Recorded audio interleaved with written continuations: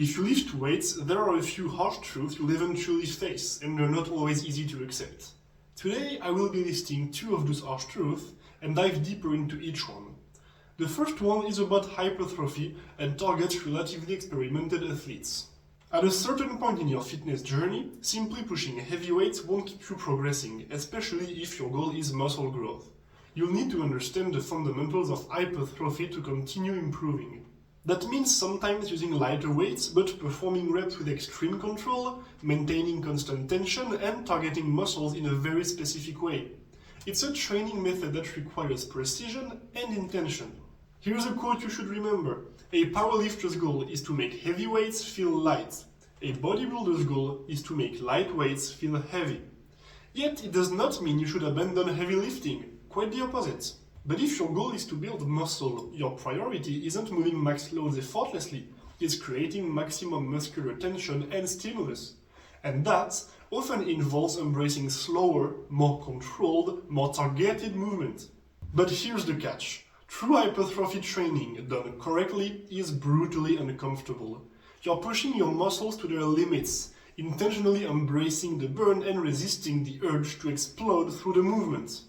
It's not fun in the usual sense. It's painful, sometimes even frustrating, even though you still end up having some pleasure because of positive hormones exertion and seeing your progress.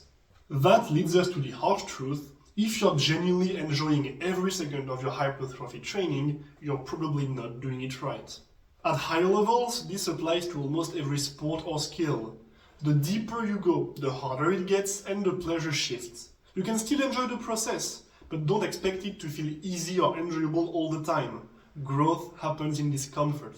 Harsh truth number 2, what you do outside the gym matters just as much, if not even more. Let's say you train 2 hours a day, 6 days a week. That's a huge level of dedication, congratulations. You're among the elite of human beings in terms of training volume and regularity. But here's the truth, even that is not enough if you spend the other 22 hours each day doing nothing. If your goal is performance, you have to use your time wisely. It makes no sense to crush a gym session and then spend the rest of your day lying in bed, scrolling on your phone and snacking on junk. I'm not saying you need to be moving non-stop, rest is crucial. But you do need a baseline level of activity throughout your day, moving, walking, staying engaged with your body. And if your goal is simply better health, pain reduction or daily life ease, a few workouts per week might still fall short. Yes, that's already a strong foundation and will bring real benefits, but it can lose effectiveness if the rest of your day is spent in total inactivity. You'd actually be better off training a bit less, but spending more time moving, walking, taking the stairs, cleaning, standing up and sitting back down, staying active in small ways. 2 hours of training a day is huge, but compared to the other 22 hours, that's a small fraction. It's what you do with the rest of your day outside the gym that either amplifies or sabotages your results. So take a step back, look at your lifestyle, and make adjustments if needed.